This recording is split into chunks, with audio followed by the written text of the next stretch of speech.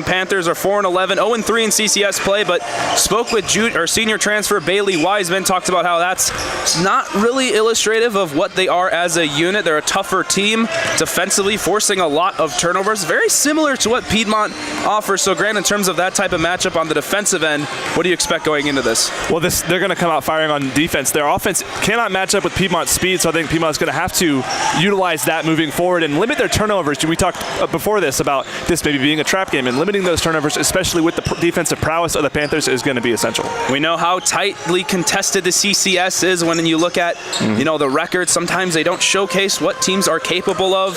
Well, for Piedmont, they're off to a fairly good start, sitting a little bit above third in the CCS rankings. So far 3-1 after having a tough loss to Huntington a few days prior. And well, one thing we noticed from that matchup is it was a tough shooting night in their home arena, not likely to continue tonight. And Grant, when it comes to this team and their shooting, I mean, what are some players that come to mind? The first one that comes to my mind is Bailey Wiseman. Every single time. When he's on, he's on. He can go 6 for 6, 7 for 7 really any night. So he's going to be a key one to watch. Just insane speed, quick draw on the shot too. It's really just lethal from beyond the arc. Free throw shooting was a little bit of an issue in that Huntington game, but Huntington also shot 50% from the line too. Lions shot, I think, 62%. So can be improved upon maybe 10 or 15%, and they'll try to improve it tonight. Yeah, and you talked about free throw shooting. LaGrange, not the strongest free throw shooting team coming into this contest, 62% from the line as a unit versus Piedmont, who sit around the higher 70s. I think it's about 77%. So Piedmont looking to stay aggressive, and if they so happen to get into defensive foul trouble, it's not a huge risk when teams struggle from the line. And you talked about defense as well. Both teams, like you said, forcing turnovers. So for Piedmont, we know what they like to do. They like to bring out that 2-1-2 zone. Do you think we're going to see that a lot? I would hope so, because then that can force turnovers and get what the Lions strive in is the fast break. In speed team, we were talking about this also, is they run a lot of guards. They don't run a lot of big men. And if they have big men in, they're versatile. They can play on the wing. So you got to be able to utilize that zone to force your turnovers, especially if LaGrange isn't as good of an offensive team. Yeah, absolutely right. We saw Trip Thompson, a freshman, tap into the lineup a little bit at the start of the season. He's now moved to the bench. Players like Aiden Hutchinson coming off of an injury, hasn't seen much of the court yet, but normally the starting five is Dylan Patrick, the BSC transfer, Fisher Darden, Bailey Wiseman, Javi Marlon, and of course, how am I forgetting it? Griffin You Neville. put me on the spot. Griffin Neville, of course. It's an older lineup, but very experienced. They've played together a lot. And when it comes to that team camaraderie, how does that play a factor? We've seen this unit play together for some years now. Well, I think a lot of times if you look at a basketball team that starts with a new lineup, you can see some chemistry issues. So you have that same team that you've practiced with since day one. That might not be the case, but you think about those teams that you practice with, you build that chemistry. It's not just size advantages or who's going to play what position or anything like that. It's chemistry. It's who you're going to pass the ball to, how you're going to rotate on defense, which is such a big thing if you're dealing with the same group. That's so essential. And final question here. We talked about that height. LaGrange, 6'8", 6'7", couple players on their roster, some who get minutes.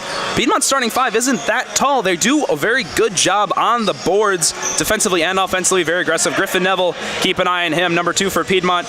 Not the tallest guy in the court, around 6'2", but will grab 2 to 3 offensive boards a game. So when you're giving up height like we saw against Huntington, that did play a role. A little bit of a better height matchup here for Piedmont.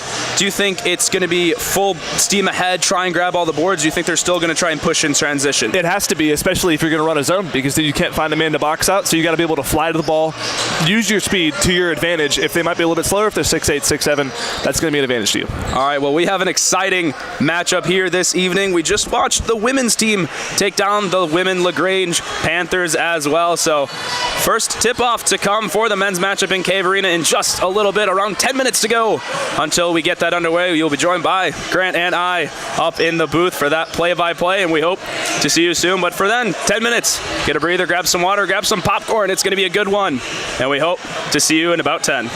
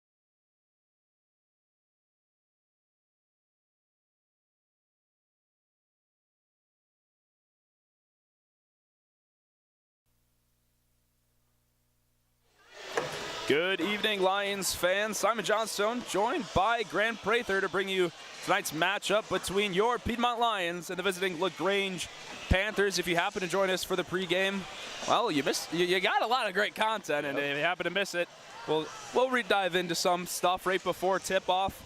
It's an exciting matchup here. Some people would phrase it as a trap game in terms of records. LaGrange 4-11 coming into this matchup. Piedmont sitting at 8-5. So Piedmont, one of those teams to expect to come out with a win. They're hungry after losing their last one at home against Huntington. And, well, Grant, we talked about this in the pregame. LaGrange, what do they have that is going to stick out to you? Defensive.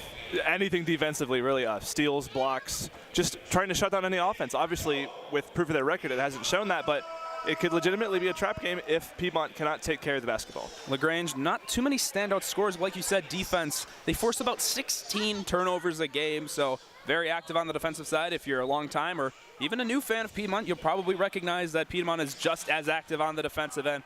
They force a lot of turnovers. They run a pretty impressive 2-1-2 zone that head coach Greg Neely has even got asked about by some D1 coaches, so it'll be a very likely defensive battle, and Piedmont had a tougher shooting night against Huntington, so they're likely going to try and pull the trigger a little bit more, find their footing in their home gym, and come out of here with a win. As you can see on your screen, starting lineups being announced initially for LaGrange. And Grant, I'll give you the honor of introducing these 5 Panthers to tip off. So number 12, Samuel Moss, is going to start it off at guard. Then McCall, number 14, will also be at guard. Number 15, Dillard, will be at forward. Number 25, Harrell, will be at guard. And number 5, Scott, also at guard. And for your Piedmont Lions, hopefully you can still catch us in the audio as our PA is fired up to get this game going. It's the same 5 you've likely seen throughout most of the matchups in this season. It's a pretty guard-heavy 5. Javi Marlowe and Griffin Neville, the 2 primary ball handlers. Then you have Dylan Patrick, the famous lefty slasher who can finish on both sides of the rim. The tallest player on the floor, Fisher Darden, who has been very active and a pure sharpshooter when he can get going. And, of course, the spark plug himself, the microwave, who can put up 13 points and, just like Trace McGrady, about 9 seconds. Bailey Wiseman, the senior transfer from South Carolina. So Lions, like we said, hungry to get themselves back on top. Where they stand in the CCS currently, well, they're 1-1, so they're sitting middle of the pack, 4th overall in the conference. Like we said, LaGrange, slower start to the season, 0-3, bottom of the rankings in the CCS, but a team as equally hungry to try and come out of here with a win. Some formalities taking place just before making sure scores table is all ready to go as we tip off here. And Grant, one thing we talked about was Piedmont's a smaller team. They're great on the boards, but a lot of 6'8", 6'7" guards here for LaGrange, so rebounding definitely going to be a focus. Tip-off underway, and with the ball now is Harrell. He's going to be working on Patrick. Line starting out in that man-to-man. Harrell, first one to fire beyond the arc. Little short won't go. Rebound, Darden. Darden comfortable bringing up the ball as well as being the primary screen setter. Darden works inside, now swings it out to Patrick. Lions have slowed down their pace from last season. A traditionally fast-breaking team has really become a half-court offense as a nice lay-in by Fisher Darden to open up the scoring here. Piedmont now breaking out into the zone. Staying in that 2-1-2, just trying to make every shooter uncomfortable. You can see Dylan Patrick playing high there. And Grant, walk me through how that zone is, at least if you can imagine trying to play against it. Well, yeah, the main thing is if the rotations are on, it's almost impossible to deal with, and you're going to have to utilize the blocks and the corners. It's the same with any zone. That's normally where the holes form. And if you're a tough shooting team, like maybe LaGrange is having some shooting struggles, might not be too good for them. And we talked about forcing turnovers, turnover battle, something we're definitely going to keep our eye on. Right now, Piedmont gets the first one underway with a great defensive play by Bailey Wiseman and company. Lions now set back up. We have Darden on the wing. He's working against Scott. Dump inside by Marlowe, and 2 easy lanes for Fisher Darden. And Grant, Huntington's game for Fisher Darden, not one to remember. Rough shooting night, but as you know, one of the better shooters on this roster. Yeah, he had a great year last year. I think the switch of play style might have affected him a little bit, but he's starting to get used to it now. He loved to take those transition threes. A player, if you remember, if you watched us last year, Noah Reardon, same type of player, loved to pull the trigger when possible. LaGrange able to open up their scoring now. So 4-2, Piedmont leads. LaGrange in a very high active press, going to open up a lot of lanes to shoot, and Darden with the first 3 points for Piedmont. He is looking to right the ship after his performance, and well, when you start 100% with 7 points, it's a good indicator of what may be a huge night for Fisher Darden. McCall with it now. Swings it over to Moss. 3-pointer on its way from Harrell, and it's going to fall in. Both teams very comfortable pulling the trigger. And like we said, height-wise, Piedmont matches up well. They're comparably a smaller team in terms of CCS. No real big. Lost out on a lot of height last year, but Piedmont has done well to stay in the rebounding battle as well as defensive one-and-dones. McCall gets the offensive board, able to swing it on over to Harrell.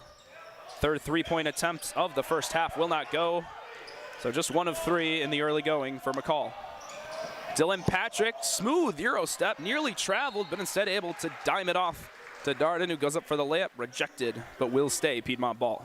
And you can tell immediately out of the gates, the idea is as soon as you get a rebound, everyone is off to the races. There is no slowing down. You have to go immediately because you want to get those points in transition. And you know Lions so comfortable moving at that pace. They don't really have a lot of errant passes or lose the dribble when that's the case. And well, Fisher Darden, the only player to put up in a shot attempt as he dimes that one over to Bailey Wiseman for a simple lay-in. And it appears to be no shot clock called. And the basket will count, so 9-5 in favor of the Lions. Piedmont thought about the press, instead will drop back into a half-court defense. McCall, the one with it.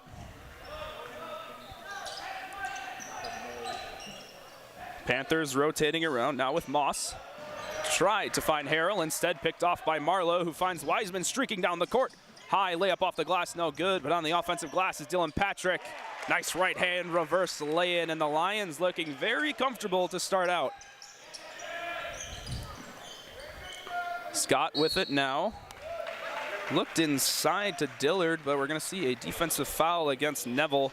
And Grant, I'd love to hear your opinion on this. Neville playing low in a zone. How about that? I mean, I like it. I think an advantage of the zone, again, for the Lions is you take everything out of the post. You can't feed a post properly because you're going to immediately pick off a pass, as we pretty much just saw there. Speaking of, the inside look was deflected by Darden. Panthers do recover. Nice up and under by Scott, won't fall, and eventually a foul will be called, which will send Dillard to the line. As a roster, the Panthers shooting 62% from the line. We talked about what that means in terms of defensive aggression for Piedmont. Likely going to open up some opportunities to maybe overextend and go for some highlight blocks. And oh, if there's one thing you know about Piedmont, they have some people that can get up. Yeah, no, curious for opportunity for those quote-unquote good fouls, where if you can't give them a free layup, I'm sure that's what Neely coached. Dillard's first free throw will fall. Lions coming out scorching, 5 of 8 to start off tonight's matchup. On the other end, Panthers just 2 of 7. Still just a 4-point margin, 11-7. Neville inside off of the Wiseman pass, swings it out to Darden. And quick ball movement opens up a 3-point shot for Wiseman, who knocks it down on the wing. And this ball movement, Grant, has just been phenomenal. And catch and shoot immediately. There is really no hesitation. I love it, pulling the trigger, because the more you pass up those shots, the more your confidence goes down, the more your numbers go down. And you mentioned this about Bailey Wiseman specifically during our pregame, is his quick trigger. And tell me how much of a factor that plays on the defensive end if you have to guard that. It's a split second. Anytime. That gives him probably at least 10, 20% more opportunities to get a clean shot off. Wiseman also comfortable dishing that time. Found Neville on the wing, but three-pointer just a little short. Won't fall through. Well, Harrell working against Darden. Piedmont back in that zone. Another deflection by Darden. He's staying active here. And 3-point attempt by McCall on its way. No good. Rebound. Patrick. Lions pushing transition again. Bounce pass across the lane. Does find Darden, who draws the foul against Scott. He'll head to the line for 2.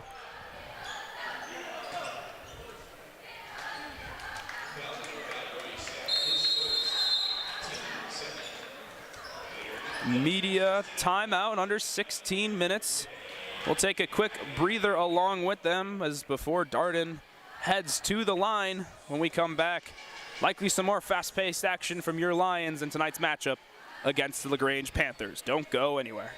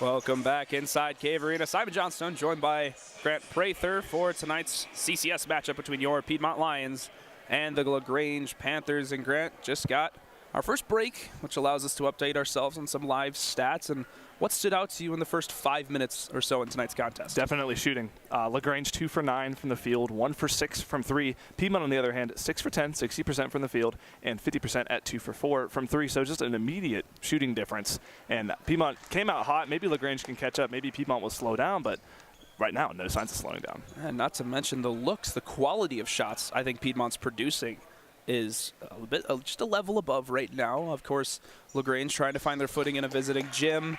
Piedmont more than comfortable, of course, in their home gym where they practice. Darden does go 2 for 2, so the lead does extend to 9 now, 16-7 in favor of Piedmont. Couple of substitutions, none for Piedmont, just I believe 1 sub for LaGrange, make that 2 as McAllister as well as Rashid Henry check in for the Panthers. Speaking of, three-pointer by McAllister will not go. Bit of a jostle, and Javi Marlowe heads up play to force the turnover. Panthers going to break into a zone? Nope, man press, it looks like. High man press, be it, and Dylan Patrick just going to breeze past all of them as he lays it off to Neville. Free baseline, and nice right-hand lay-in for 2. A free baseline. Everything, it seems like, has been free. LaGrange really lacking off on defense. And do you think that's an element of the overextension on that press, or do you think it's just the quick awareness by Piedmont? I think it's the quick awareness. This is a team that is completely different from any other pace of a team in the CCS. Scott's layup won't fall. Darden, the one with the rebound, works inside. Little cross behind the back. Flashy pass to Wiseman. Three-pointer will not fall. Javi Marlowe on the glass will miss the lay-in, so a bit of a missed highlight there for Piedmont. Rashard Henry inside, asking for a foul. Headband flies off. Instead, Piedmont gets yet another steal. Talked about the turnover battle, something we're going to keep an eye on as both of these defenses really force a lot. Lions currently have 2 turnovers forced against LaGrange, none to their name. Neville works inside, baseline again. Make it free. It's a Black Friday sale for Griffin Neville on the drive. And it appears to be a missed inbound, a little screw up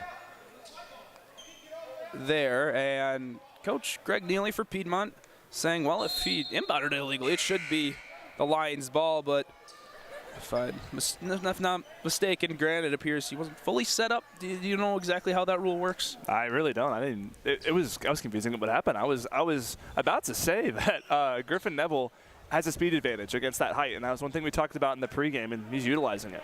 Darden leading the team with 9 points. Neville not far behind with 4. Wiseman with 5. Darden's going to take a quick breather. Just 7 minutes of action so far in the first half. And for him is Israel Hall, who's now picking up. And three-pointer rejected by Javi Marlowe. Hall the one with the board, 2-on-1. These two both know how to fly, and an up and under from Hall. Rattles around the rim and will not go. On the backside, a penguin slide from Hall as he picks the pocket, but no turnover for LaGrange. And you might know this rule. Was that a goaltend on that last play? I think he hit the backboard, right? I did not catch a backboard contact. If I thought he had, it would have been a defensive basket interference, aka goaltend. Of course, neither defense or offense can affect the ball in the cylinder of the hoop, but if you do slap the backboard, of course, that does rattle the rim as well. So if there was contact, maybe a bit of a miss, but Lions still lead 20-7 here. Just over 7 minutes of action. LaGrange still trying to get comfortable, shooting in the gym. Drive inside by Dowell, no good. Wiseman the one to grab the rebound. Panthers continuing this high press, likely the result of how they force so many turnovers. Patrick gets the ball back, works inside. Wiseman, beautiful down the lane, cut, and Wiseman finishes with the left-handed layup. Assist numbers continue to climb for Piedmont. That's number 7 already. And yet another turnover for LaGrange. Grant just full steam ahead for Piedmont. We talked about the Huntington matchup, reflected on that. You said something about that huge bounce pass Dylan Patrick had to Darden a few minutes prior. What's standing out to you here? It looks like this team has a whole new level of confidence. I think they realized what they did wrong on Huntington, and they perfected it perfectly. Newly subbed in Silas Mulligan gets his first 2 points of the contest. Heavily contested layup drops in. And on the defensive end, 2 Lions elevate for what we talked about could be some highlight blocks in Hall. Number 1 candidate for that as his verticals through the roof, but will result in a foul, and our under 12 media timeout will also be called. We'll stay with you for this short break as, well, Grant, we haven't had much time to digest this matchup. It is flying back and forth down the court, and like you said, Piedmont's not only super confident, but they look comfortable at this pace. Yeah, just the chemistry between these guys. We mentioned it pregame. Having that quick starting lineup where you keep working on these plays together as a unit, it works, and it's working to perfection here. The quick passes, confident passes that we didn't see against Huntington, and it's clearly working. I mean, they're up 17 points after 8 minutes of play. Shooting well, shooting better as well. Not firing a lot from 3. Of course, they hit their first 2. Since then, missed their last 3, but utilizing what's given to them. Like we said, Griffin Neville using his speed, using his IQ to recognize he can drive baseline and create some opportunities in there. Bailey Wiseman, we're seeing a lot more off-ball cuts. Those lanes are starting to open up, and that's an element of, LaGrange's high press. So if you're a LaGrange coach, you blink. 8 minutes into this matchup, down 17 points, 24-7 the score here. What do you tell your team? Stay in it. Just you can't let them beat you from this point forward. They cannot let that lead get bigger than 17. As long as you do that, you stay in the game. And look, it's a credit to Piedmont's defense more than his shooting struggles from LaGrange, but LaGrange just 2 of 13, sitting at 15% from the field. Of course, that number pretty much guaranteed to rise at some point throughout this contest, but when across the floor you have a 60% shooting team in Piedmont, that's how you blink, and it's a 17-point margin in favor of the home team Lions. At the line now is Cameron McCall, the sophomore, standing 6'1", 190, from Marietta, Georgia. First free throw does fall. We did talk about free throw shooting woes. 3 of 3 to start tonight's contest. Maybe they found a groove in Cave Arena and want to move in here. 4-4, 2 in a row for McCall. Panthers once again break out this full court press. Switching into a zone instead. Dylan Patrick, heavy pressure. Tried to find Hall across the court and recognized by Dillard. Does tip it out of bounds. And Lions lost 9 seconds just like that in the shot clock. Coach Greg Neely wants to take a second to try and break this zone press. It's a new look for the Panthers. It's a new attempt to try and force these turnovers, which they're known for. And Grant, say Piedmont breaks. Do you just accept and sit back? Is that the answer? Because defensively, they're really throwing everything in the kitchen sink. I really think if you're LaGrange, you just sit back anyway, because Piedmont has been tearing you apart defensively. There's nothing they can do on a press except for what we just saw there, which was a telegraphed pass. Piedmont has done a great job of having quick looks, even no-look passes to throw them off. Yeah, and one thing Piedmont is also doing is maintaining their dribble. Second you pick it up in a zone press, as you would know, of course, start to get trapped, start to feel pressure. That's when the panic sets in. So Dylan Patrick, who had the ball for the majority of that press, just maintained his dribble, letting that 2-man come over to him, and that's obviously going to open up someone down the floor. So shorter timeout for Coach Greg Neely and the Lions. Panthers are going to stay in what appears to be now man press. Patrick still primary ball handler. Lions 5 stays the same as we last visited. Patrick swings it to Wiseman. Quick trigger three-pointer, and he is feeling good tonight. His second three-pointer of the contest. And Bailey Wiseman getting active here in the early going. Panthers trying to find some answers on their offensive side. Working inside is Dillard. Skip pass, tried to find the hands of Dowell, instead goes right through. And starting to become a one-sided turnover battle here. And just great defense by Griffin Neville, staying low. Bigs hate when defenders stay low, and he just uses center of gravity, got low, that's physics. One substitution here as Dylan Patrick's going to take a quick breather. Caleb Lesh, the one to check in for Piedmont. Hall brought it up the court, now finds Mulligan on the elbow. Lesh works inside. Neville thought about it. Nice step back. Gets the switch. Neville likes the matchup, instead dumps it off to Wiseman. Miscommunication there. Hall, beautiful spin move. Euro step through with the left hand and rattles it in off the glass. And Israel Hall, we talked about this in last game we saw him in Cave Arena. Not the biggest freshman campaign. It was a very senior-heavy class, and this year has really been able to show what he's capable of. I think he had a lot of things he needed to work on freshman year, too, especially shooting. He was a bit slower, but now he's utilizing his speed and his athleticism to his advantage, and it's showing. It's also, I think, play recognition stands out to me a lot. For example, he got trapped, didn't panic, he pulled a spin move and blew by two defenders in a blink of an eye. Panthers trying to get to double digits here, trailing 29-9. Foul will be called against Piedmont. Headed to the line for the Panthers will be McAllister. Yet to attempt a shot since we last visited their field goal percentage. Still 2 of 13. Piedmont already forcing 5 turnovers on their end. Have not given up a turnover. Continuing to stay as clean as possible. And when you have someone like Bailey Wiseman, 4 of 6 from the field, 2 of 3 from beyond the arc, and like you talked about, that quick trigger.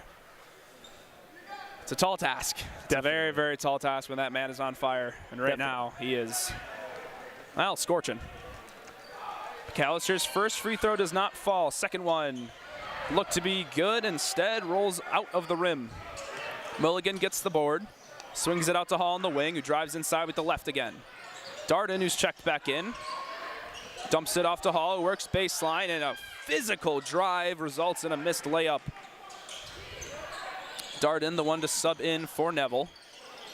Step back 3 for McAllister, short rim, but an offensive board does fall after the lay-in for Dillard. Piedmont ahead by 17, just under 10 to go in the first half. Wiseman with it, works down to the block, gets picked up on a double, turnaround fade, and Bailey Wiseman, have yourself a night. 12 points already for the senior, and shooting at some peak efficiency. Panthers swing it over to McAllister, who's working inside. Gets down to the paint, heavy pressure by Hall. Kick out over to McLaughlin. And inside is Dillard, layup a little too heavy and won't go. Lesh on the board, gives it off to Darden. Darden gets to the baseline, nearly pushed out of bounds, instead keeps it in.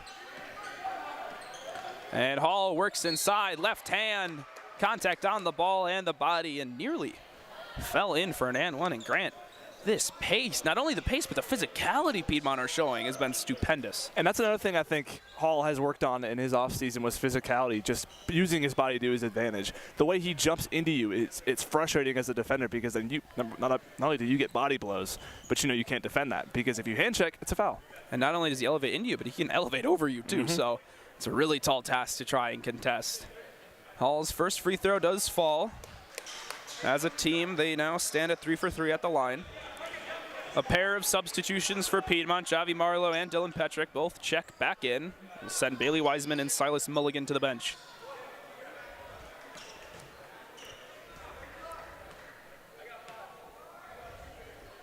Second free throw by Hall. Nothing but net. And it's like they took every missed field goal from that matchup last time we saw them against Huntington and turned it into points here tonight. 33-12 your score. Lions lead by 21 with 9 minutes to go in the first. McLargan with the ball. Tried to skip past it over to Moss. Instead, turnover once again for LaGrange. Patrick now working inside. Draws the contact, but instead passes it into a Panther. And now the Panthers coming full steam ahead. Smart pump fake, and oh my goodness, Javi Marlowe does not let him get an and one opportunity there. Man, if Caleb Lesh would not have fouled him there, that might have just been on an embarrassing blocks compilation. That was you could hear that from Cornelia. There was a little disrespect in that block. He sent that thing right out of here. Cameron McCall is the one headed to the line for LaGrange. He's already visited the free throw line tonight. First free throw of this trip does fall. Now 3 of 3 at the line.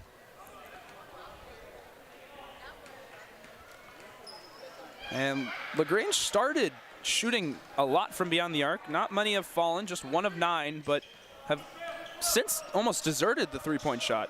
Yeah, I think Coach might have put the mulligan on him. Away rims are tough when you first walk in. They always are. But if you're a team with lackluster shooting like the Panthers have, it is tough to get going. Dylan Patrick, crafty spin move inside, finishes with the left hand. Piedmont shooting an unbelievable 62% from the field. Three-point attempt by McLargan doesn't fall. Offensive rebound by McCall will lay it in for 2. 35-16 your score in Cave Arena. Dylan Patrick picked up by McCall. Javi Marlowe sets the screen. Hall drives inside, left hand, that gets up and lays it in for 2. And Hall continuing to produce. He's up to 6 points tonight. Darden, wonderful contest. Moss had the offensive board and does draw the foul. Grant, a bit of a crouch and a reaction. Thought all ball there. No, honestly, I was ready for Hall to just break out and slam one down. He had the opportunity to, and I knew he was going to put someone on a shirt. I feel like I can smell something brewing. We're starting to see a few more one-on-twos, one-on-one fast breaks for the Lions, so there is a chance something may happen that you will remember here tonight. Media timeout for under 8 minutes has taken place. We'll take a quick breather along with both teams when we return. The continuation of the first half here in Cave Arena.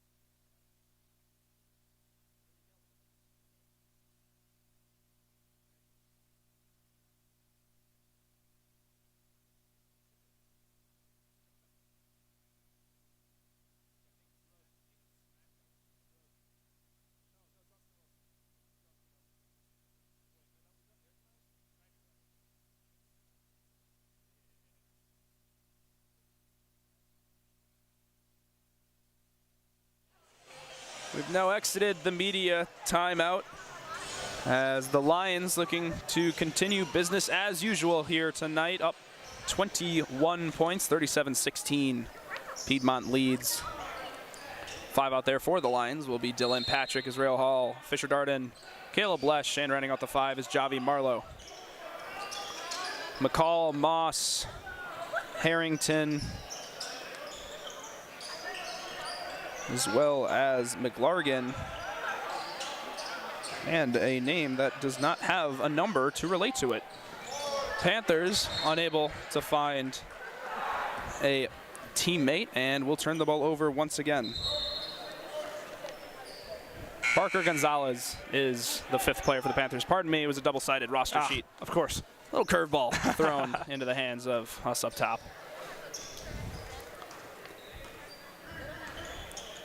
Lions continuing their strong defensive effort. In terms of giving up points, they sit around 70 points per game, so a very impressive start for them. Hall working against Marlowe. On the elbow, he loves that spot, can work the mid-range as well as drive inside. Instead, kicks it out to Lesh. Three-pointer a little short. Hall jostled for the offensive board, but instead tips it out of bounds. And walking right down the field will be Harrell. He is pressured by Hall. Stolen by Hall. He's got a fast break. You know what he can do. Gets up. And Harrell's chase down will remove the very likely dunk attempt from Hall. And instead, Hall will be content with laying it in for 2. And Grant and I, we get very excited when we see that man on a fast break. And Scott's baseline drive falls in. Scott now with his second bucket of the game, 4 points to his name. Patrick working with it, screened by Marlowe. Patrick inside, little step through, finds Darden. Swung over to Hall, he's gonna try a 3-pointer, no good. Rebound McCall. Darden playing deep on him, almost asking him to pull up. Instead, McCall, nice spin move inside, finishes with the right and lays it on in. And now LaGrange starting to find their footing a bit on the offensive end. Patrick with it, swings it to Darden. Smooth pump fake, works his way to the free throw line and draws the foul for 2. And that looked good. I thought it may have just hit the nets, but instead he'll go for 2 free throws. That's his bread and butter, too, that mid-range pull-up. We saw it so much last year. And, I mean, that point, you don't expect that to be a foul. You never expect a foul on a jump shot like that. So, interesting. And that's what can happen when you're, making some threes in the early going. It stays with you. He's one of those shooters, so a deceiving pump fake lets him work inside, and desperation block attempt will lead to a foul. So Darden knocks down the first. I'll reinstate the 20-point margin between the two teams. Just under 6 minutes to go. Lesh is going to head to the bench. In steps Bailey Wiseman. And that starting 5 back out there for Piedmont, minus Hall for Neville. LaGrange have significantly tapped into their roster compared to Piedmont. Piedmont basically running an 8-man rotation. LaGrange already north of 12. Scott now with it. Picks up his dribble. Marlowe the one defending. McCall going to get screened by Harrington. McCall against Darden. We've seen this matchup, and McCall getting the better of Darden once again, even though there's a height mismatch, just using his physicality. McCall, 8 points, 2 of 4 from the field, 4 of 4 from the line. It's all a credit to his aggressiveness driving inside. Darden going to hand it off to Wiseman. Thought about the 3, instead drives inside and loses his footing. We'll see a foul be called, this time against Tyler Harrington, which I believe should stay on the baseline. And it will.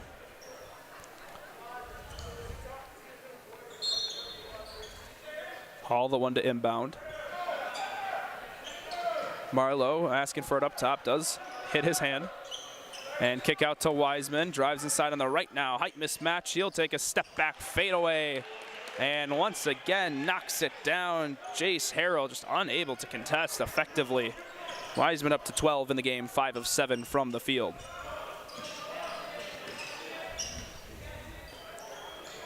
McCall with it, swings it on over to Harrell. 3-pointer on its way by Harrington. And a nice layback in by Scott. 18-point game, 42-24 in favor of Piedmont. And Hall told Harrell to get in the weight room, but does miss the lay-in. Piedmont will retain possession, and in steps Zach Exley, someone we did not see in the Huntington matchup. And Grant, for someone who may just be joining us for the first time, what stands out to you with Zach Exley? Well, I remember we called him the Isaiah Pacheco of the Piedmont Lions. He's very physical, loves to drive, loves to kick, and he's a great defender. Speaking of, here's an opportunity to showcase his defending skills. 1-on-1 against McCall, will contest, but McCall just goes up and over, elevates on top of Exley. Panthers starting to find their footing, now just a 16-point lead. Dylan Patrick full steam ahead, works inside and will go to the line for some more free throws. This would be free throws 7 and 8 as a team. Dylan Patrick's first 2 attempts. Another thing about Exley is you see it in warm-ups. He's got some sneaky bounce, too. He can get up if he needs to. This roster's full of people that can throw down, and it's interesting because, like you said, we're not the tallest team. We've touched on that a couple times throughout, and like we said, we graduated some height last year, most notably Helen Brook. no longer on the team, graduated last spring, and even though there is a lot of height lacking, you almost don't recognize it if you just look at the box score. 2 of 2 from the line was Dylan Patrick. Exley able to pick the pocket of McAllister, excuse me, and after diving on it, gets heavily contested. And if I'm not mistaken, does that mean a foul call? We see a wrist curl from the ref at midcourt. That is the first and probably only time I've ever seen that action. It appears to at least be a media timeout. That one I can know for sure. Under 4-minute media timeout. We'll take a quick breather along with both teams. When we return, likely the conclusion of the first half here with your Lions storming ahead, up 18.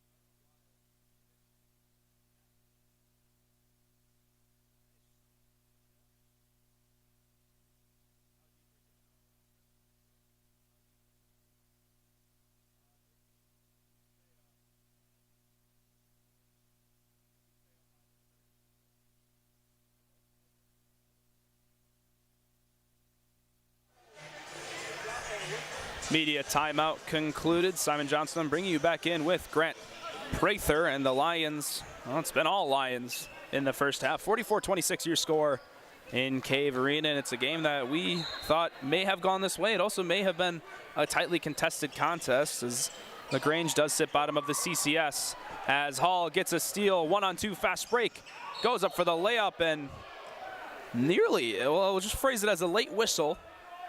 There was a deflection, but also across the arm, and Jace Harrell also contesting, saying, I think I got all ball there. Grant, what did you see? It looked like it. If you look at the English of the ball and how much spin it had, rotation on it, it looked like he probably got all ball. I didn't hear anything up here. It looked pretty clean to me.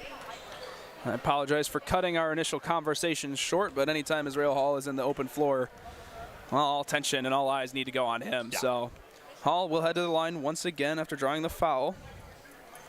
It's been fairly active at the line. These are free throw attempts 3 and 4 for him in the half. And 2 of 2 once again, 4 of 4 from the line so far. And he's having quite the first half, 10 points to his name here in the early going. McCall going to hand it off to Harrell. Picked up by Patrick. Scott now with it. Picked up by Exley. Now it's McAllister. Back over to Scott. McCall gets it. Nearly thought about a 27-footer. Instead, takes a few steps inside and won't go from beyond the arc anyway. Offensive rebound by McAllister. Scott tried to palm it with one hand, instead throws it at the near side official, and it will go out of bounds. You can tell with the way this game's pace has changed over these last couple of minutes. LaGrange definitely has an advantage when the game slows down. We talked about it all the time. Piedmont just thrives in those quicker moments, so they're having a little bit of trouble getting some offense together, but nothing a little fixes can't do. Speaking of fast pace, McAllister does get the steal, reads the pass, and burns the dunk slash layup. Open floor will not go. And instead, and one by Tyler Harrington, as that was an acrobatic finish, but we'll phrase it as those are points you cannot leave on the table. No. Down 20? No. My coach, if I would have tried to dunk, keyword try, when I played, I would have been benched immediately. They did get away with some points in the possession, potentially able to get even more if they convert this free throw. 7 of 8 from the line as a team, 88%. Make that 8 of 9, so like we said, 62% heading into this contest as a unit. It's been anything but struggles from the charity stripe. Silas Mulligan checks back in. Patrick picks up his dribble. He's getting pressed high. Exley able to reel in the pass. Dumps it to Mulligan baseline. Crafty spin move. Finds Patrick, who works inside. Wiseman, three-pointer from the wing. Will not fall, and both Mulligan and Hall collide high up in the air, and it will fall into the Panthers' hands. McCall missed the layup. Scott offensive board, and Scott having a day. The junior, 6'4" from Athens, starting to produce down low. Exley's drive won't go. Panthers starting to push in transition. Dump to McCall. McCall able to find the hands of Devin Dowell, and LaGrange all of a sudden only trail 13, 7-0 run for the Panthers. They come out of this full court press after a little bit of a break of it, and the Lions seeming a little uncomfortable from what has been a fairly comfortable game so far. Exley gives it off to Patrick, back to Exley on the wing. Exley at the free throw line, kicks it to Patrick. Dumped off to Wiseman. Wiseman working against Scott. Exley inside, contact Scott. No good, Scott with the board. And once again, Dowell and McCall, fast break. Dump pass to McCall, and Hall able to chase it down. And Grant, talk about a 180 at the tail end of this first half. Missed shots. That's been the story of this Panthers run.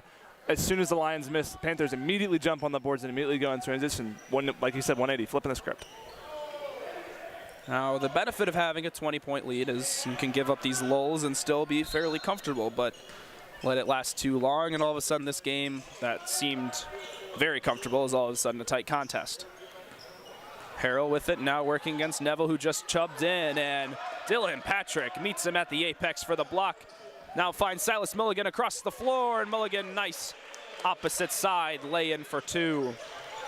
Dylan Patrick unafraid to share the rock. He's got 6 assists so far. And McCall, he's been the player for the Panthers, now up to 14 points tonight.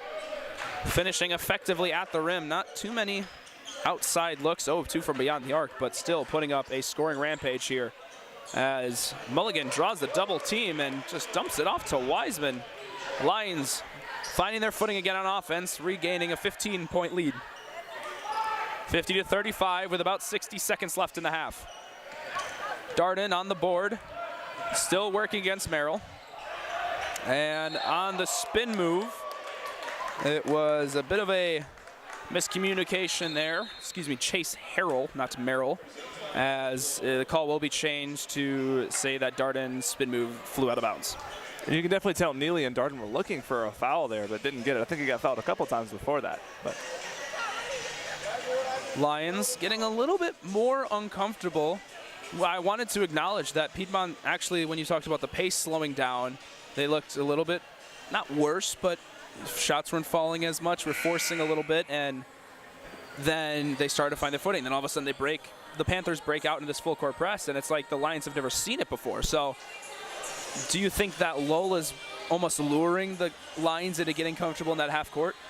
Somewhat. I also see that Panthers not overcommitting as much on defense. I see them staying back a little bit on the shooters, but not enough to give them enough space, just enough to prevent those kicks, which was killing them in that first couple of minutes for the Lions. And the Lions, who started red hot from beyond the arc, just 3 of 9 now. Still respectable at 33%, but in a lull in terms of three-point shooting. Wiseman, however, not in a lull. 16 points so far in half number 1, and potential to close out with one last shot. Panthers out of the break, have possession as the Lions jump into their zone.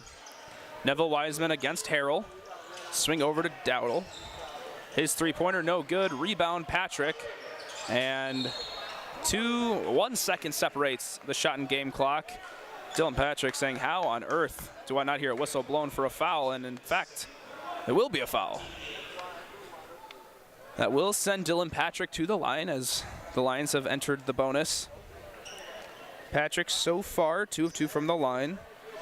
Very spread out stat line. 6 points, 5 rebounds, 6 assists, and a steal to his name.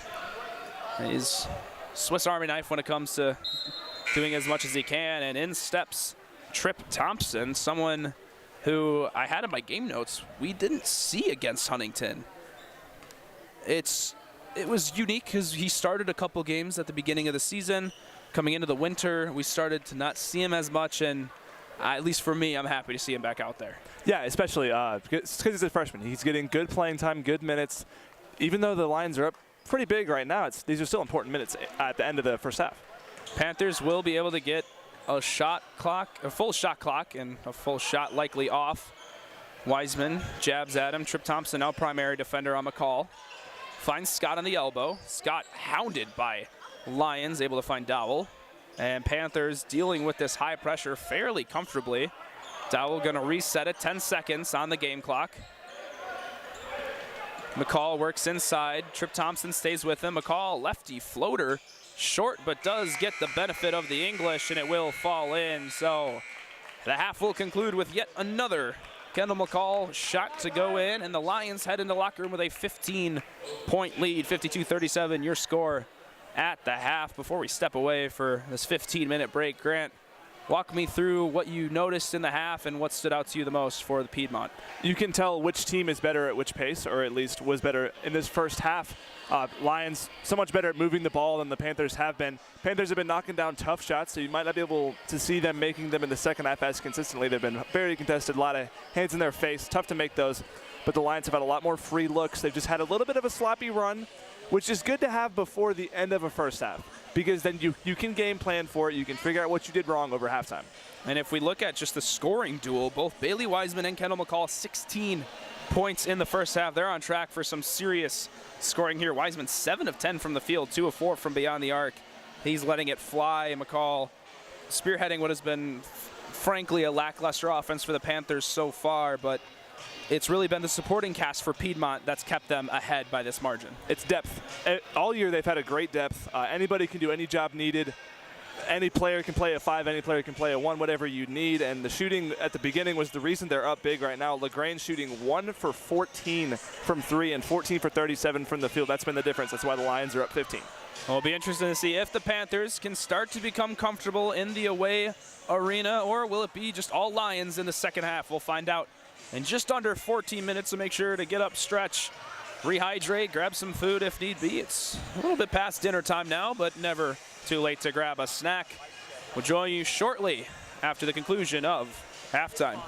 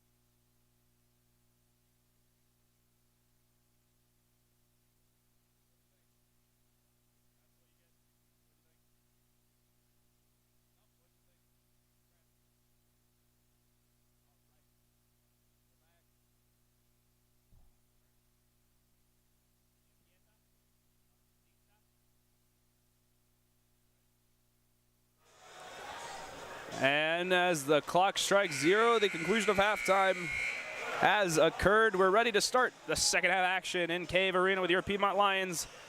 Coming out of the break, up 15. We saw a lead upwards of 21. Simon Johnstone joined by Grant Prather. And Grant, it was very confident and comfortable for the majority of that first half, and then LaGrange found their footing a little bit. So if you're LaGrange's coach coming out of the break, what do you tell your team? I think you got to go a little bit more inside looks. They were making a lot of those contested looks. They shot 14 for 37 in the first half overall from the field. Majority of that was because of their lackluster three-point shooting, which is 1 for 14 on the other hand. So definitely work on those. Piedmont continuing to be aggressive, getting to the basket. Dylan Patrick off the nice pass by Javi Marlowe will draw the and one after making the layup, so he'll head to the line. And Grant, we talked about the supporting cast, right? We have 2-star point getters right now, and Bailey Wiseman and Kendall McCall. LaGrange with McCall, Wiseman for Piedmont. But what's really separated these two rosters, like you said before the break, was depth, right? Piedmont now 4 players with 10-plus points. And on the other end, just McCall is in double digits for scoring. So LaGrange going to need to rely on their depth because Kendall McCall, as good of a scorer as he fires from 3, can't score every point for your team. Will be a defensive foul called on Griffin Neville. May have been a hold on the rebound. Grant, you catch that one? Yeah, he pushed him in the back on the rebound. That's going to be an automatic call. Panthers will get another chance in this possession. Scott, the one to inbound. Finds Dillard. Swings it out to McCall. Screened by Dillard. Now over to Harrell. Skip pass to Scott. Scott now dumps inside, and a crafty left-handed lay by Moss won't go, but a nice recovery by Dillard will get LaGrange their first 2 points of the half. And Grant, we talked about what LaGrange's mentality will be coming out of the break, and for Piedmont, you have a 16-point lead. It really hasn't threatened to be anything closer than 13 points since you burst it out early in the first half. So what do you tell your team if you're Coach Greg Neely? I think you minimize what we literally just saw happen, which was turn the ball over. Halftime stats showed that the Lions had the edge in turnovers by 5 in favor of them, 10-5. LaGrange had more, so minimize those mistakes, minimize a possible run from LaGrange, and you cement your lead. And one stat I'm a huge fan of is rebounding. And LaGrange is actually killing it on the glass. 23 rebounds to Piedmont's 18, and offensively 12 offensive rebounds to Piedmont's 4. But the differentiating factor when it comes to, well, why is that not resulting in at least a close game? No, it's because Piedmont's shooting lights out. So they don't really need to get offensive boards if all the shots are falling. Speaking of shots falling, Moss's first free throw will drop in. So lead cut back down to 15. Just a minute and a few seconds into the second half. Second free throw by Moss won't fall. Now here comes Patrick, pushing tempo a little bit. Jump pass to Neville, looked baseline, instead pulls it back. Finds Patrick open, another skip pass. Wiseman, quick trigger from the corner, and nothing but net. And you look at that spot up shot, and you're like, there's no way he's gonna fire. And it almost looked like he had more time than you could even imagine. And it in my head, when he got the ball, I was thinking if he shoots this, he's going to get blocked. But then I forgot about his quick trigger, and he had so much space. It's so rapid, it's almost impossible to close out. Now 8 of 11 from the field, 3 of 5 from beyond the arc, 19 points for number 10, Bailey Wiseman of Piedmont. He's had a couple 30-point performances last year. Hasn't bursted onto the scene this year as much, but it's a lot deeper of a roster in terms of scoring.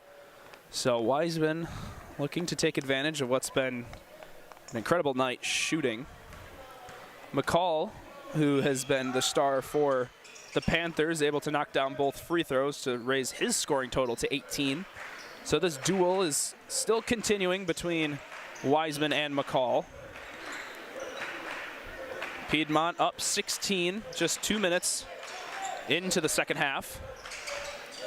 Wiseman with it now. McCall picked him up. Now Javi Marlowe going to look for a mid-range J. That one won't go. Gets his own miss, however, and Dylan Patrick, wide open next to the hoop, will let it go in for the layup.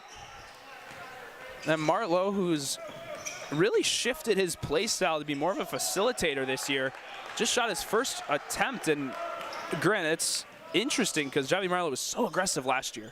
Exactly. I think a lot of that is the way how quick the ball has moved around for the Lions, and the ball really just hasn't fallen in his hands. He's been more of a facilitator, like we mentioned, more of a less ball-dominant guy who's just going to set things up instead of shooting. But, I mean, not a bad look for him there. And shooting-wise, Griffin Neville throws it up. Javi Marlowe, I think, looking for a putback dunk. Didn't quite elevate up enough. And a good closeout by the Panthers. McCall dumps inside to Dillard. Wiseman goes for the double team, and instead, Javi Marlowe recognizes a chance to go for the ball and does get two hands on it, so jump ball. Possession arrow does point to LaGrange, so Panthers will be able to inbound.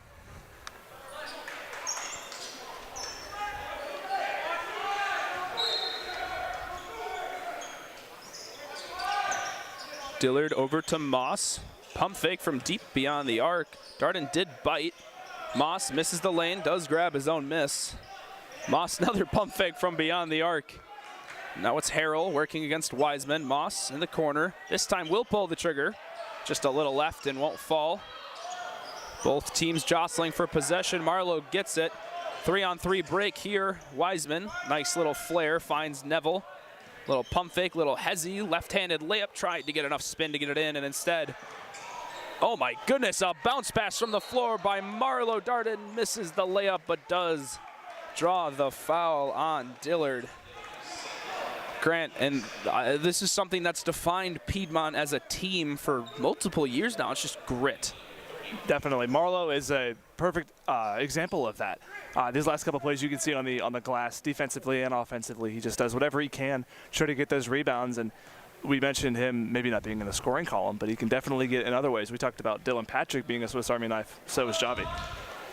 And Fisher Darden, although 10 points to his name, 7 came in the first 7 points for Piedmont, so he's petered off just a little bit. Not that he isn't lacking confidence, he's just spreading the love, if you will. First free throw doesn't fall at the line. He's now 3 of 5.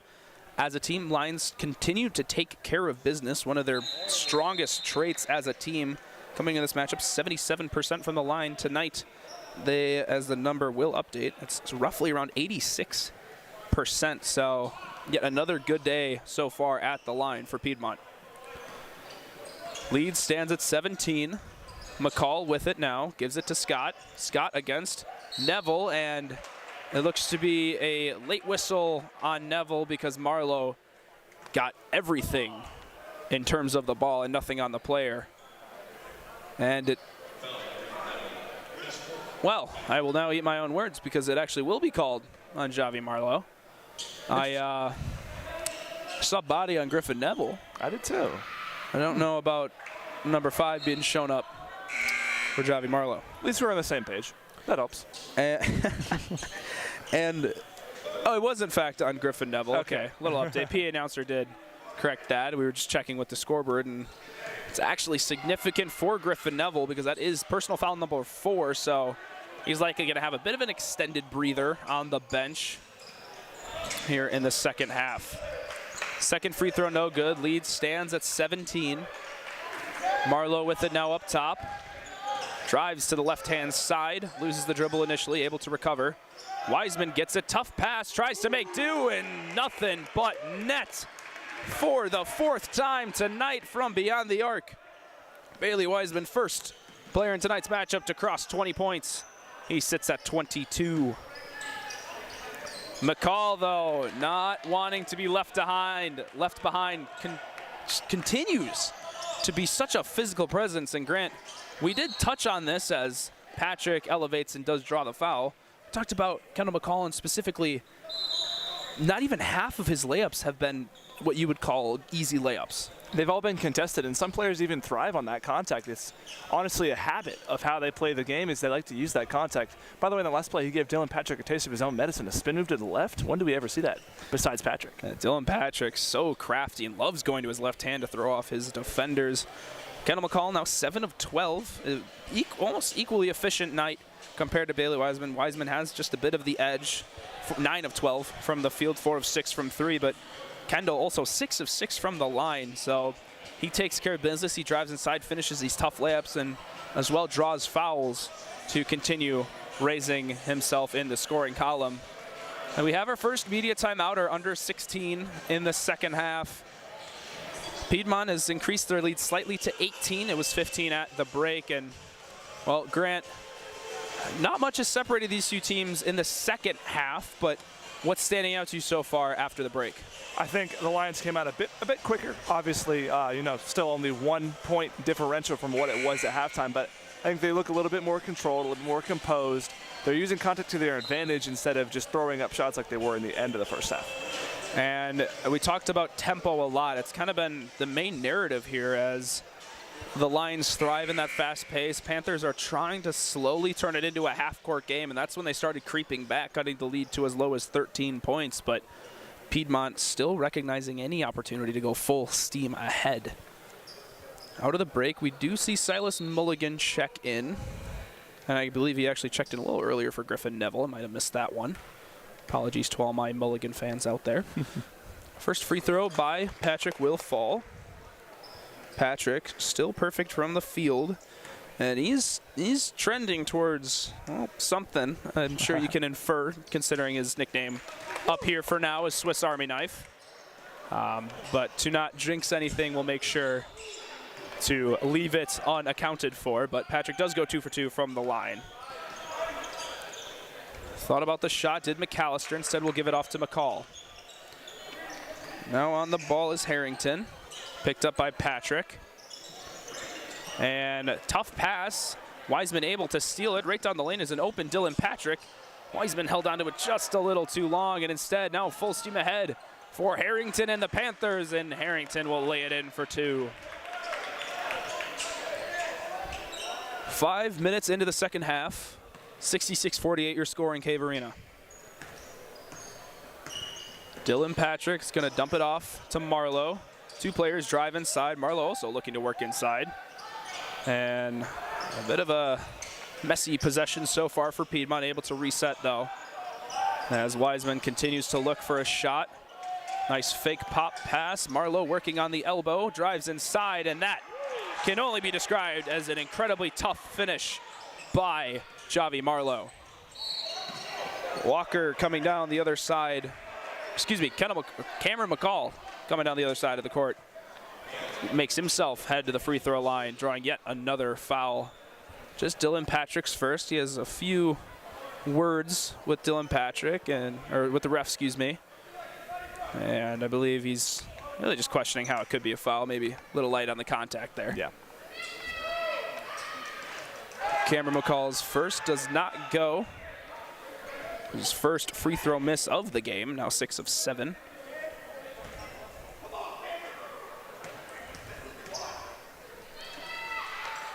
Second free throw does fall. And the lead sits at 19. Piedmont just continuing to be clinical, not giving up any big blows or any runs so far in the second half as we have crossed about 5.5 minutes into the second. Patrick going to reset the offense up top, dumps it off to Marlowe on the elbow. And a beautiful cut by Dylan Patrick, and once again, Harrington just kind of forgets about Dylan for half a second. Patrick recognizes it, and another smooth lay-in for the transfer. Cameron McCall with it. He's going to trust his luck from 3 once again, and instead will be ruled as a 2-pointer. So still no 3-pointer made for McCall, but about as close as you can get, Grant. And only the second 3 of the game for LaGrange. Just really struggled. That's the only reason, I believe, why they're down 19 right now. Yeah, 1 of 16 compared to Piedmont's 5 of 12. It's just tough shooting woes here so far. Wiseman working against heavy pressure from McAllister, unfazed by it, and finishes with a nice right-hand floater. Cameron McCall tries to rifle a pass to Harrington in the corner, instead stolen. Hall on the fast break, gets up and throws it down, rocking the rim, and makes Cave Arena get loud here. Lions explode by a 23-point lead in Israel Hall. We've been asking for it for quite some time in this game. Finally had an opportunity. And now another fast break, this time Silas Mulligan and Hall faked the layup, tried to dump it off to Mulligan, and everybody was hoping for a potential new screensaver. featuring Israel Hall instead. 2 points left on the board, and McAllister will capitalize with a 3 on the other end. Man, you got to go for 2 in a row, right? I feel like you have to there. You know, you're coming off a dunk. You recognize immediately a fast break opportunity. You see one guy closing in.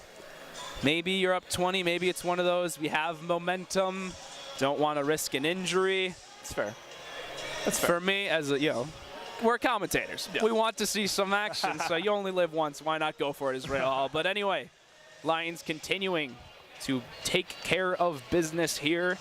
We'll reflect on what we talked about in the pregame a little bit. We said this could be a trap game for Piedmont.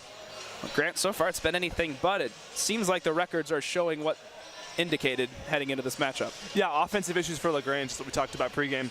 Their defensive prowess was showed a bit in the end of the first half, but since then, the Lions have kind of took over offensively. It's somewhere of a middle ground between the first half of the first half and the second half of the first half. But Lions offense has took over. Bailey Wiseman has been a huge, huge part of this. I said in pregame, when he's hot, and he has definitely been hot tonight. It seems like he can't miss. 24 points to Wiseman's name. Like we said, one of the more efficient performances we've seen really in Cave Arena. I mean, considering how many jump shots we're witnessing, it's not just a few lay-ins here and there and getting to the line. It's a lot of elevation, a lot of distance between when he shoots and the hoop. And more to your point, like you talked about, forcing the turnovers, there was a stretch where LaGrange's defense really shone through, and that's when they broke back out to that full-court press. They forced 5 turnovers in that span, but overall Piedmont's only had 8 in the game. So Piedmont continuing to do their job, staying comfortable on the pressure LaGrange gives. And, well, when they do that, they're a tough team to beat because you know them. They love to force turnovers themselves. 12 turnovers for LaGrange. Just, once again, another double-digit turnover frenzy for Piedmont's opponents. And we've seen this combo a few times. This time, Javi Marlowe going to stretch the floor. Goes for 3, no good. Lesh, who has just checked in. And we will see a whistle be blown. If I'm not mistaken, I thought it may be on Lesh, and it is. His second personal of the game. And Piedmont just missed the 3-pointer, but hey, hello, Javi Marlowe. Goodness me, I was just going to talking about extending the range, but, well, he extended it a different way there in the defensive end. My goodness, sent that one back to wherever McAllister's from. Call it noon in Georgia. My hometown. I'll go get it later. It's fine. Scott going to dump it inside to Dillard, and it will fall in. Good turnaround, Jay, from the lefty. Piedmont continued to lead, now by 18. About 8 minutes into the second half. 74-56. Piedmont could be sniffing towards triple digits for, if I'm not mistaken, the first time this season. It would not be, but they are capable of putting up those numbers. Smooth lay-in was good, and the Lions forced the miss on the other end by Harrington. Piedmont slowing down tempo a little bit. Marlowe dishes it to Hall. Hall, nice jab step, works inside. Scott staying with him. Half spin, able to dump it off to Mulligan, who makes the jump shot from the free throw line. And frankly, when you're playing a team that's shooting 60% from the field, Grant, what do you do? You can't trap because you've seen the trap not work in the first half. I think you just have to try your best to close out, take your risks, because they're going to start pump faking it to figure that out. Harrington's 3-point attempt will fall. And the lead is trimmed back down to 19. Scott with 10, McCall with 23, the 2 leading scorers for LaGrange. Dillard with 8 for Piedmont. Wiseman 24, Patrick 17, and Hall with 14. Hall's really come alive here as we see another foul be assessed to LaGrange. And with that, we will also have our second media timeout under 12 minutes. We'll take a quick breather. I feel like there's been a good conversation rolling for quite some time, so we'll take a break along with both teams in this media timeout. When we return, maybe a comeback brewing for LaGrange. Let's maybe plant the seed for some drama late. You're watching Piedmont Athletics on YouTube.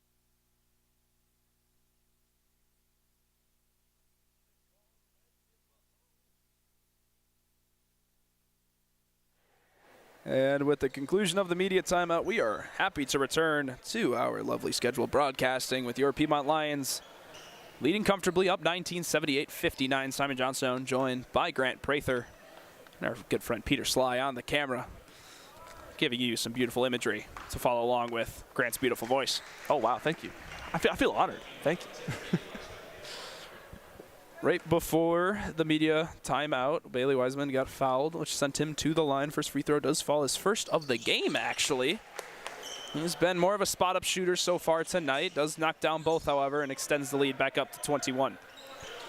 A few substitutions here for Piedmont. Caleb Lesh, who's been in for a little bit, and more notably, Trip Thompson has stepped in to replace, I'm assuming, Javi Marlowe. Dowell going to swing it out to McCall. Pump fake there, swing through, and crafty move by McCall, but unable to finish. Rebound by Moss, also can't get it to go. And now Wiseman full steam ahead. Will pull it back. Lesh to Hall. Hall dumps it to Thompson. Thompson, having to get through two defenders, will draw the foul and head to the line.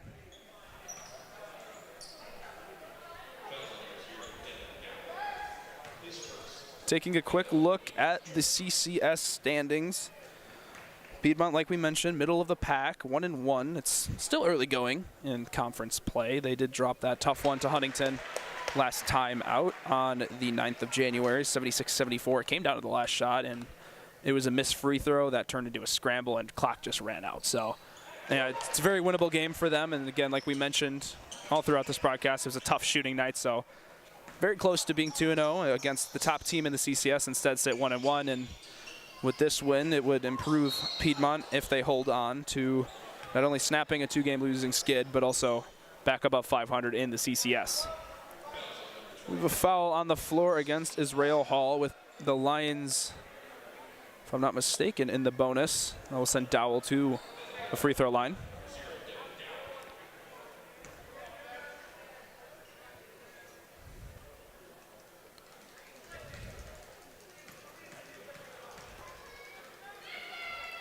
As a team,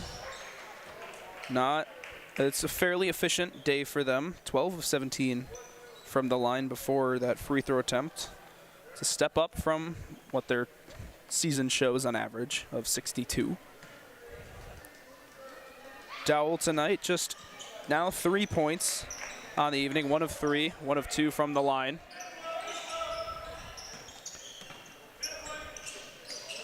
Wiseman's intended receive from Silas Mulligan's pass, no good.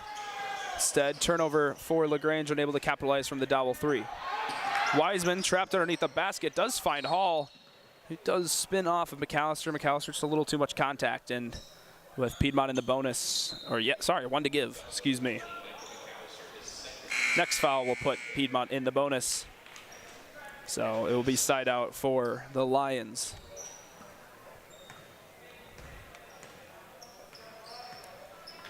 Patrick working against Dowell. Hands it off to Hall. And Patrick, essentially pushed out of bounds, had to pass it. Instead, turns it over to Moss. Moss nearly chased down by Hall. Hall didn't want to catch a goaltend. We'll let that one fall through. Lead back under 20, now stands at 19. Hall pushing with speed as Mulligan on his left, Thompson on his right, and gets absolutely crushed on his way to the rim. Does convert the lane, which, I mean, talk about a physical finish, but there's a bit of venom behind that contact. Yeah, and some hang time was the reason why. Spent about 10 seconds in the air. Very physical hit. You can see he is putting his jersey up to his mouth. Looks like he got a good whack to I his believe lip. there may and will be a review to see if it elevates from a common foul to a flagrant. And Gran, do you know how this all breaks down? Or at least really what you saw? We could get our very own August Goddard, freshman. He is a certified GHSA referee. I'm not as wise as him. Not totally sure. The only thing I know is that if you go like to a defenseless person, that's like on a fast break. But obviously not the case there. The only thing I would recognize is as he elevated, I saw hand to face, which I think typically would elevate that type of foul because his arms are outstretched. The ball is quite literally as far as possible from his face, and yet pretty clear contact towards that area of him. So Hall still Guess it may have been contact to the mouth. He looks all right, just a little, I guess shaken up is a heavier term than what I mean to use, but Lions still ahead 21 points. For any viewer tuning in who may have a child either on the team or at Piedmont, we just got back from winter break.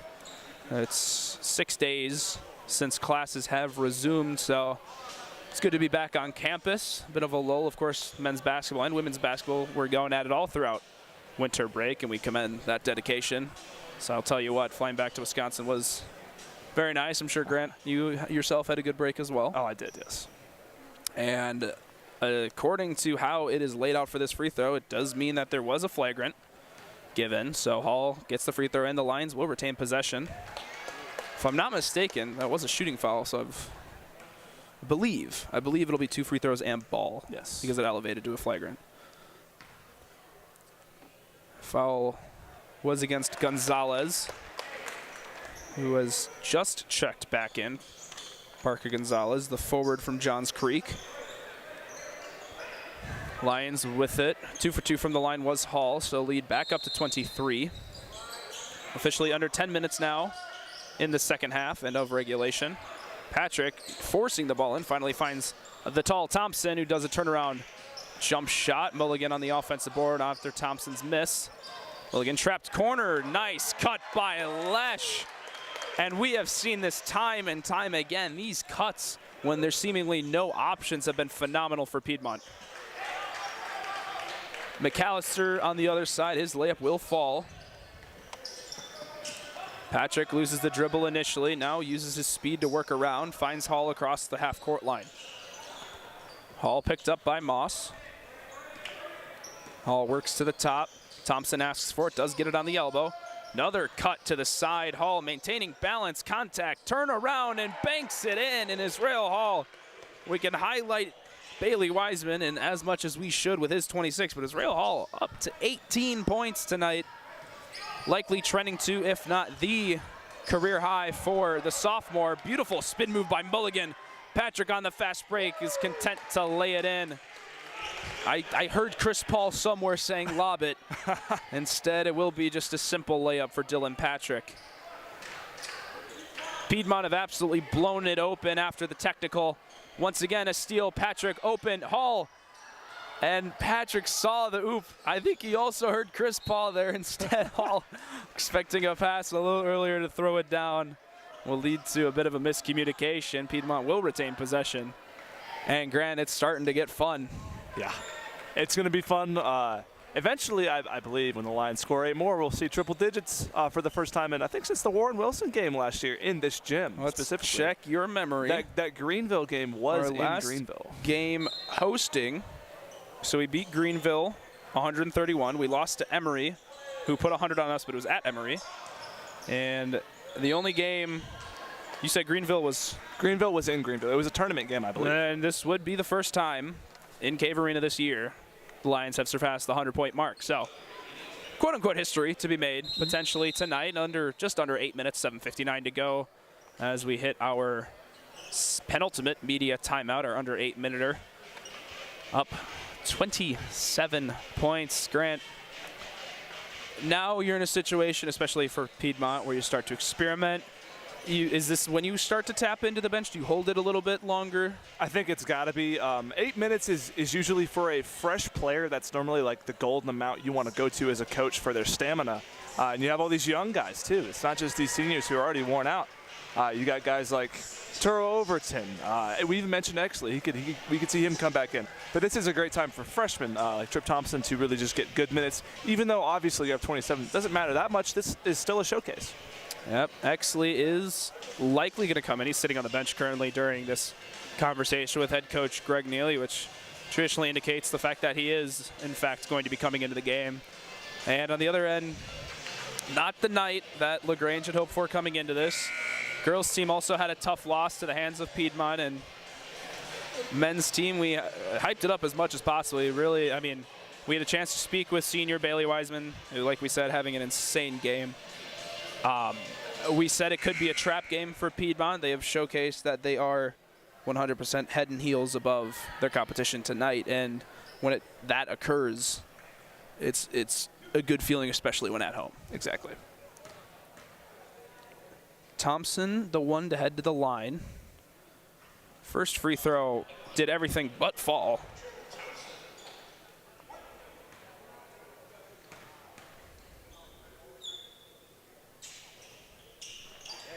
Second one will drop for Trip Thompson, the freshman. Thompson getting some good minutes, and like we mentioned, Piedmont does give up height, but they do have some height on the roster. Trip Thompson of note, Aiden Hutchinson is... excuse me on that one, not Aiden Hutchinson, Noah Hutchinson as well to note. So Piedmont does have some height, of course, depending on the format, the fit. Greg Neely likes to tap into both of those players when deemed needed, and well, I'm not. There's a reason I'm not a professional college coach. There's a reason I'm talking about basketball rather than coaching it. And I don't know. I personally would love to see some more Trip Thompson. But when you're spoiled for choice as much as Coach Greg Neely is, I mean, you can really throw a good combination of 5 out there. And right, and I think a thing that I see in Trip is I see a Joe Hellenbrook, but even more of a diverse skill set. He's more of a wing player than a big man, and he can do it all. I think as a freshman, even he's like Wembenyama. You can put on a little bit of weight, and then boom, you're a beast. And for those of you who may be joining us for the first time this year, or maybe hadn't seen a previous Piedmont broadcast last year, Joe Hellenbrook Sr., along with an impressive group, was also a staple in that roster. You had Hellenbrook, Jolly, Devin Dean, who's now at Bob Jones University, and a couple others. Jeremiah Carter Johnson, who you rotated in. So there are definitely shades of Trip Thompson as he is eating on the glass, and this man cannot find the bottom of the bucket. It just looks so good every time it comes off his fingers, and the ball is toying with him. So lead will stay at 26. 93-67 your score, just under 7:30 to go. And we do have a bit of history being made tonight. Number 12 is Rail Hall at the closer to the top of the three-point line. Now the one to inbound the ball. He has hit his career high tonight with 20 points. He bested his former career high of 18 against Emory earlier this year. So big congratulations to Hall as Exley able to lay it in himself. Under 7 to go now. And Wiseman as well has encapsulated his career best. So career shaping night for 2 of the team's top scorers here, as Bailey Wiseman's former career high was 21 points against center, now stands currently at 26. Don't know if he'll find the court again, as just 6:30 to go, and Patrick, fast break, kicks it out to Mulligan. Mulligan goes inside, nice hop, step, and finish. And it's one of those situations where Dylan Patrick's out there, so maybe Wiseman gets another chance to try to get to the 30, but you also need to make sure we're giving everyone the good chance to get in there. Exley gets essentially a free steal, flies down the court, skip pass over to Hall in the corner. Hall feeds the contact, drives inside, absorbs it, gets his own rebound, and able to finish for yet another bucket. And now we're starting to see a new face for Piedmont, Arturo Overton, heading to the scorer's table. He'll check in for the first time tonight. Looks like Darden goes to the end of the bench. Potentially joining him will be Wiseman. Thompson, great read on the pass, and able to steal it away. Mulligan and Patrick on the fast break. Patrick absorbs more contact and able to lay it in. And there it is, Grant, the number you were keeping an eye on. Not only makes it a 30-plus point game, but the Lions have surpassed 100 for the first time tonight, or the first time this season.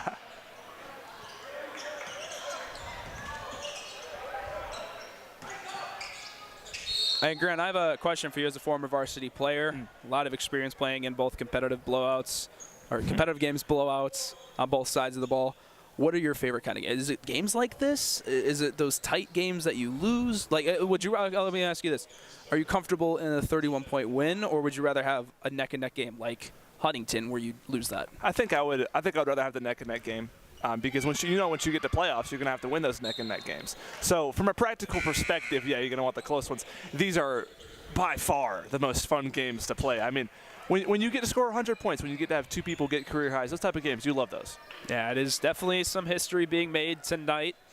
And we're going to see Noah Hutchinson and Arturo Overton both check into the game for the first time. Hutchinson from Watkinsville, Georgia, standing 6'6", is the sophomore, and Arturo Overton, also a sophomore from Hopkins, South Carolina. Patrick navigating and dictating where everyone to go. Hutchinson, his first touch, swings it out to Thompson. Thought about the three. Instead, we'll drive inside and we'll draw the foul against Ford Barnes, the junior out of Leeds, Alabama. I like the dynamic here of Hutchinson and Thompson. I think it's been a while since we've seen two bigs. Even with Carter Johnson and Hellenbrook last year, this is 6'6" and 6'8" we're looking at. This is a really interesting dynamic that we're not used to seeing out of the Lions. Well, I was also going to say, I 100% agree with that perspective. And the difference is Carter Johnson was, if you're an NBA, not a deep pull, but a very Zach Randolph type. It demanded it in the post, could utilize his frame very well, could draw fouls, could get inside for lay-ins. And these two are more mobile. They can stretch the floor if need be, and also a bit more on the athletic side than what we saw from Carter Johnson. So it'll be interesting to see how this pairing will come out, because Hutchinson's a sophomore, Thompson a freshman, so a lot of time for some good things to develop between those two. Kicked ball violation. We'll keep the ball here. Another check-in for the first time is Lane Vance from Sewanee, Georgia. So Coach Greg Neely letting the starters and 6th and 7th man get some air as the lead continues to be 31-103-72 with just under 4:30 left in regulation. Thompson, tough physical defense, eventually going to be charged with the foul. That is going to send Zion Heath to the line.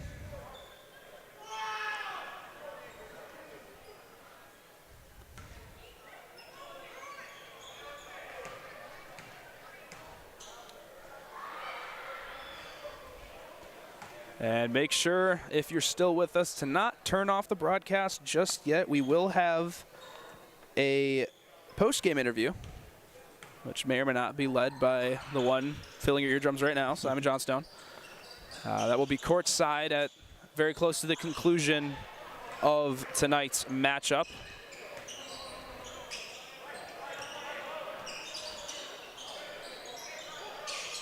And we will not tell you exactly who we're interviewing, though it's likely you can get a fairly good guess on who that may be. Overton, beautiful pass out to Exley, and Exley's three-pointer just long. Hutchinson, athletic save over to Vance. And we talked about that with Hutchinson, a little bit more athletic, elevates up in the air and keeps that possession alive. Hutchinson out to Vance, good screen set by Hutchinson. Vance inside, Exley, beautiful cut, finishes with the right hand, and the five out there are working together. They are looking like one cohesive unit. And for the first time, we'll see Juan Wharton check in for Piedmont. And we have a group that is, to say, slightly ecstatic to see him head to the scorer's table. So next dead ball, we will probably get an explosion in Cave Arena that may match what we saw on the Bailey Wiseman BSC winner last year. Thompson, aggressive drive inside, will hit the deck and also draw the foul. He'll head to the line for two. Piedmont now with three players in and across the 20-point scoring mark. Wiseman still leading, 26 points, likely done for the night if not guaranteed. Dylan Patrick, 21 points, perfect game from the field. 7 for 7 from the field, 7 for 7 from the line. Rounding that out, 6 rebounds, 7 assists. Led the team in minutes as well with 30. He really just did everything out there. We hinted at him being called the Swiss Army knife, and that's really showcasing what he can do here tonight. And the final player with over 20 points, Israel Hall. Like we said, 2 of those 3, being Bailey Wiseman and Israel Hall for sure, have set career bests. And Hall, 8 for 13 from the field, 6 of 6 from the line. Just another masterclass from the free throw line from Piedmont.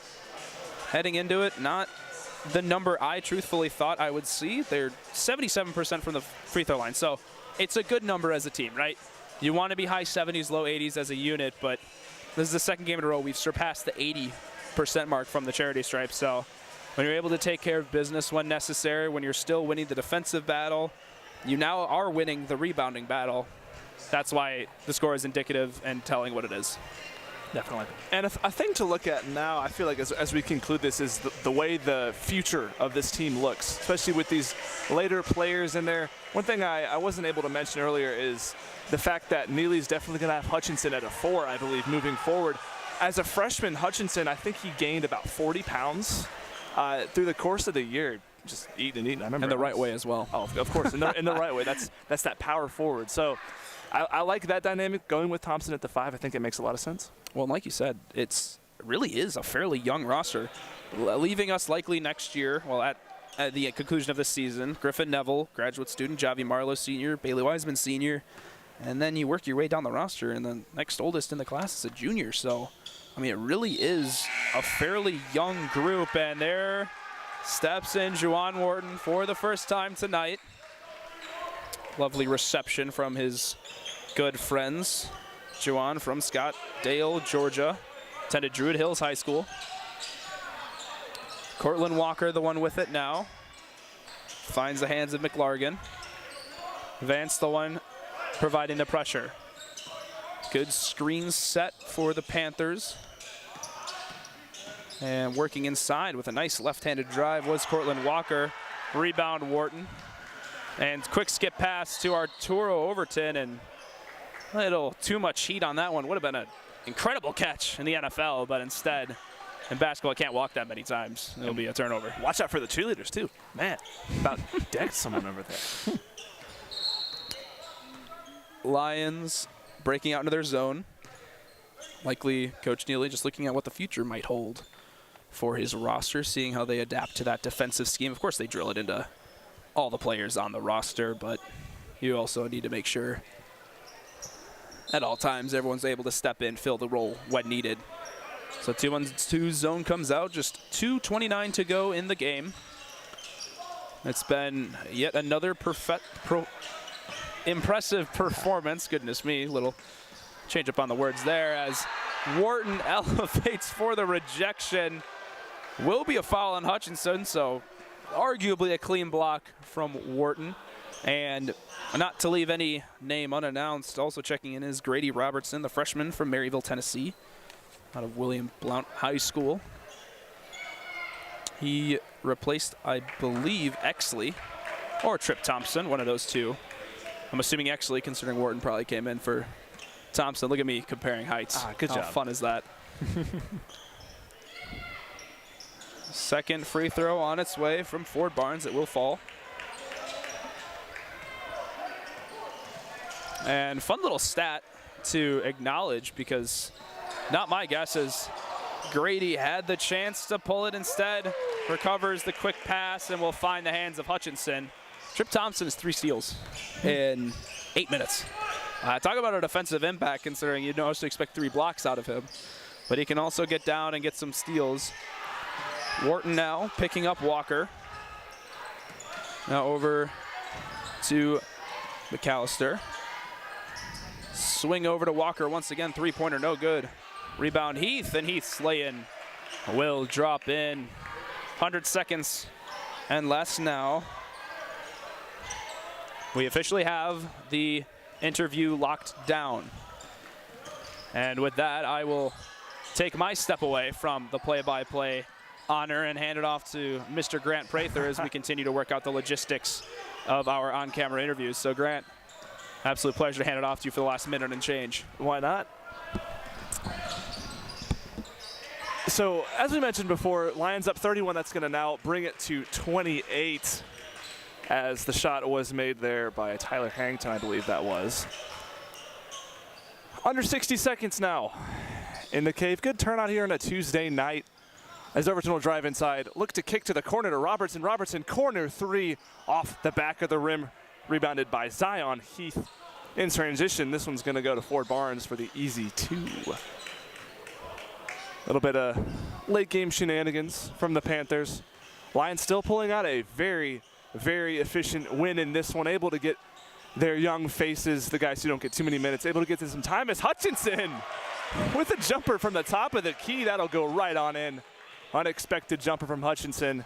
Good for 2, bringing the Lions to 110 on the day. 3-pointer coming from the Panthers. No good. Rebounded by Hutchinson. And that'll just about do it. Final possession for the Lions here as Vance will bring it across the timeline. Very solid win for the Lions to bring it to 2-1 in conference play, snapping a possible skid as they had obviously dropped their last game to Huntington. But they'll be back in the win column tonight. And officially, the seconds will tick down. The buzzer sounds, and your Piedmont Lions have improved to 9-6 on the year. Some leading scorers tonight for the Lions, obviously. Bailey Wiseman with 26 on 10 for 13 shooting, 4 for 6 from 3. Dylan Patrick, as we mentioned, played a flawless game, 21 points on 7 for 7 from the field and 7 for 7 at the line. Also added 6 rebounds and 7 assists, so not bad for him. Israel Hall, career high, 8 for 13 shooting. Didn't make his 1-3 shot, but he made it back with 6 for 6 on free throws. Still waiting on the word for Simon Johnstone. However, I can see number 10, Bailey Wiseman, making his way on down. Here comes the lovely Miss Danielle Percival as we're gonna go ahead and work this out. Once again, your final score from the Cave, Piedmont 110, LaGrange Panthers 82.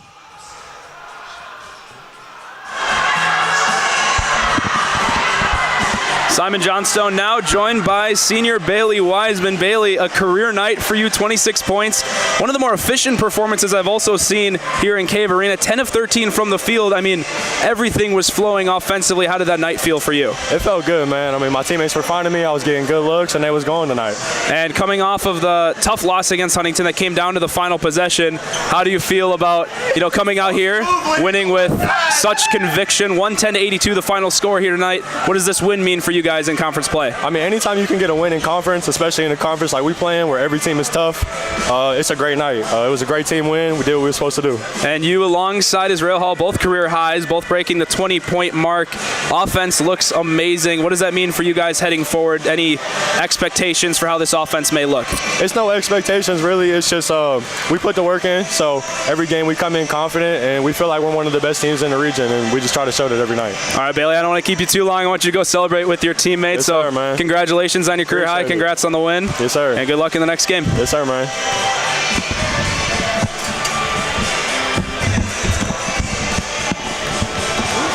All right. Well, Grant. Yeah. We're now here, I believe, for the post-game interview. Sorry? Oh. Next. Oh. Well, we'll stay here for the post-game interview. It may have been a miscommunication. Anyway, well, what a game. Because, frankly, I'll just use that as a term for loss of words because 110-82 final score here in Cave Arena. Most points we've seen in Cave Arena in quite some time. Of course, the record, I believe, came last year against Warren Wilson, 134 or 37. It was 122. Right there on the nose, 122. Great memory there from our very own Grant Prather. Of course, now you get to see the voices behind the screen in case you hadn't joined us for our pregame, which we are experimenting with. So maybe in the future, some more pregame, some more on-camera things. We're still working on the logistics here at Piedmont, but for tonight's matchup, I mean, what more can you say than just wow, right? Exactly. Perfect start. So many good performances from these Lions, showing the depth, showing the talent of these rosters. Man, Scouting does such a good job. You really can't say much else about it. Right, like we talked about, 2 career highs. Bailey Wiseman, the one we just spoke with, and as well as Israel Hall, the sophomore, dropping 22 points. He was finding his footing. Bailey Wiseman, super efficient night, so both of them just a wonderful night and really surrounded by great performances all across the board, and we got to see some quote-unquote new faces in terms of minutes, but not new faces around campus. So another great night here at Piedmont University. And Grant, any final words to encapsulate tonight's matchup? Man, just take with this to the rest of the conference. You got a lot of other conference games to play. There's some tough opponents. They got Bellhaven on Saturday. Definitely tune in for that. I think the women play at 2, men play at 4.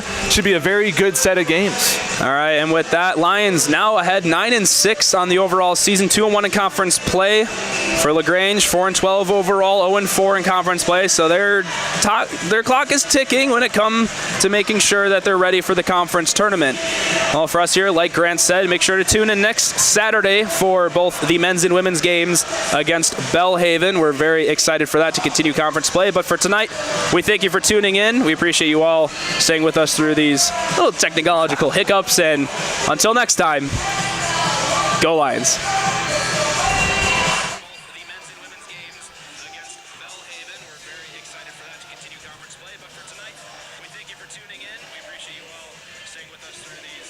Technological hiccups, and until next time, go Lions.